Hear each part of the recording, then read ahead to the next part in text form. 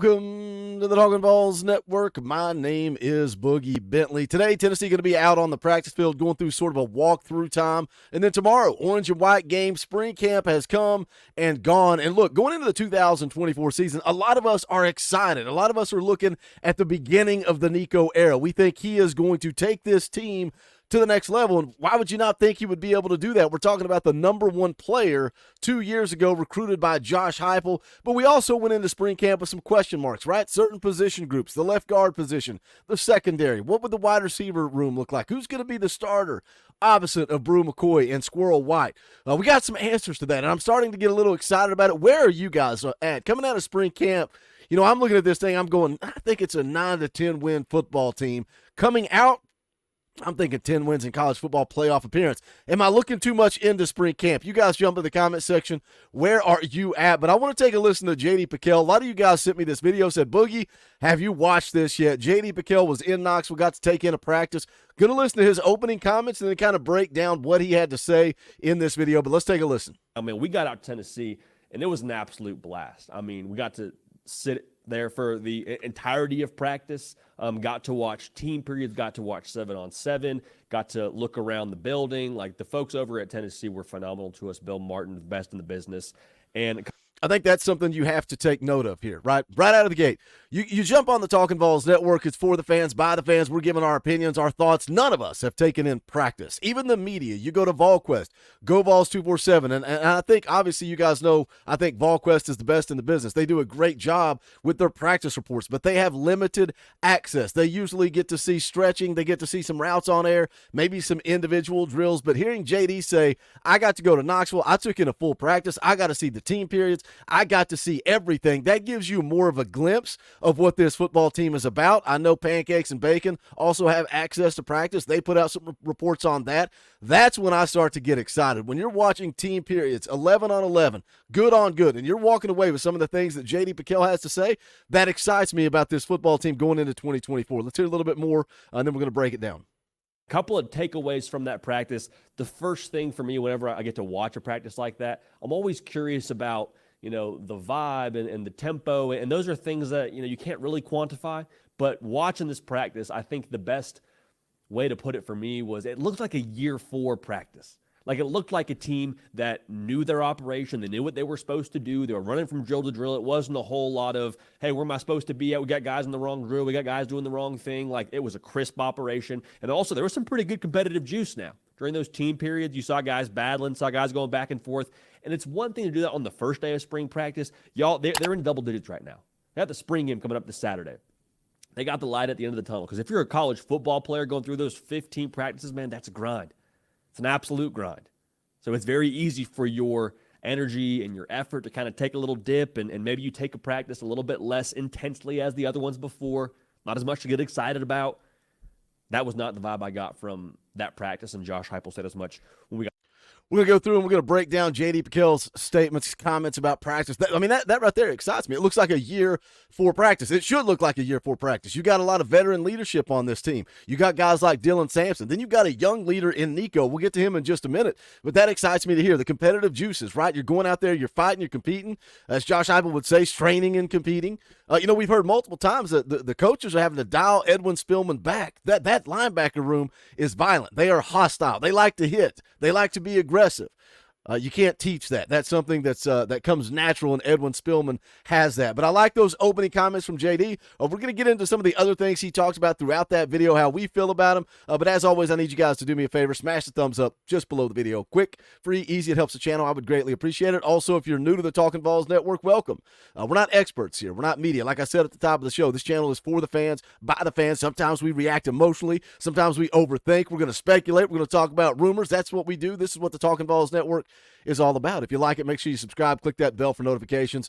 You're not going to miss out when we go live or when we drop a video. We've got some fun live streams coming up Sunday night. Sunday night, we're going to have 4-star offensive tackle Jalen Matthews out of Toms River, New Jersey.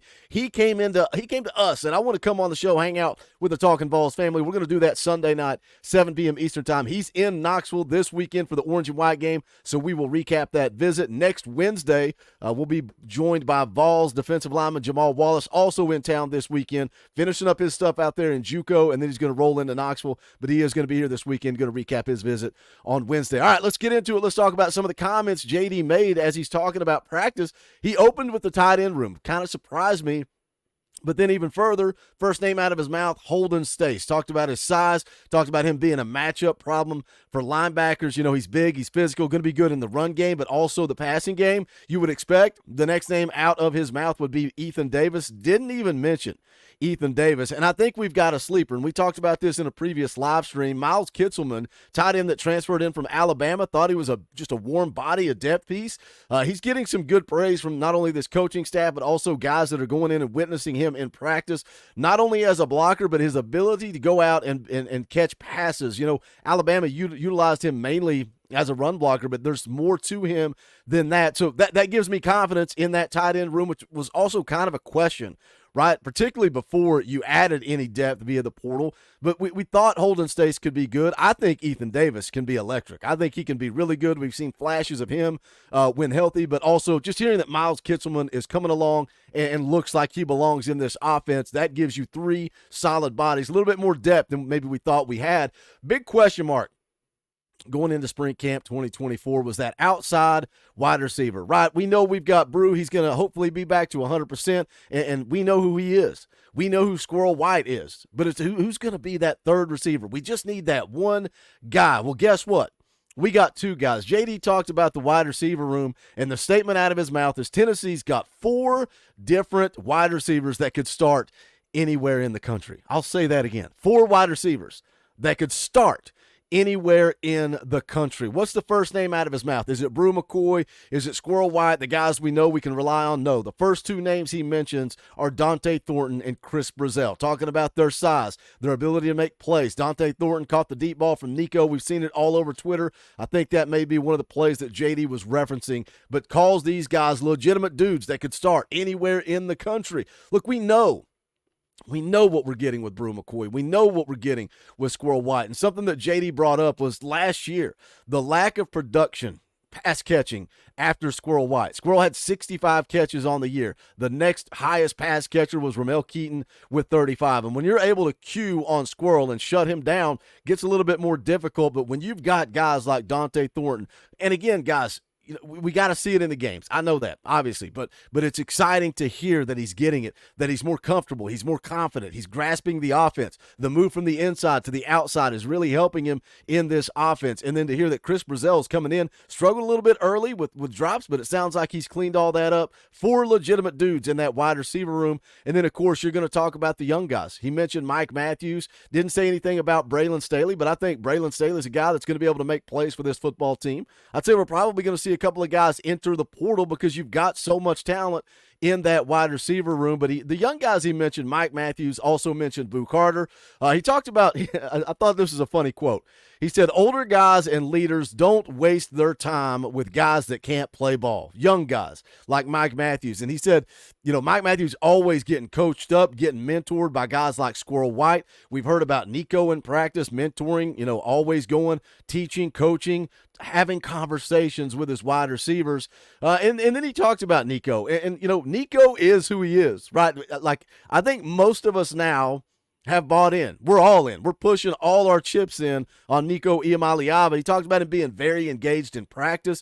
So said even when it's not his rep, he's still in the background doing mental reps, like going through the motions, going through his reads, even doing the arm motion, like he's trying to make his correct read and make his throws. And then JD, another great quote from him, said, "You don't do mental reps if you don't love football and want to be great." Based on what we've heard on this channel from Coach J, what we've seen from Coach P in different interviews, Nico wants to be great. Nico is going to be great. Talked about all we already know. Talked about how Nico can make all the throws, his ability to extend plays, his athleticism, his ability to throw on the run. And I think that's something, we some of us are worried about depth on the offensive line. I think our starting five probably going to be pretty good. Need to add somebody on the inside, maybe in the portal. We'll see. I think it's about to get chaotic next week in the transfer portal.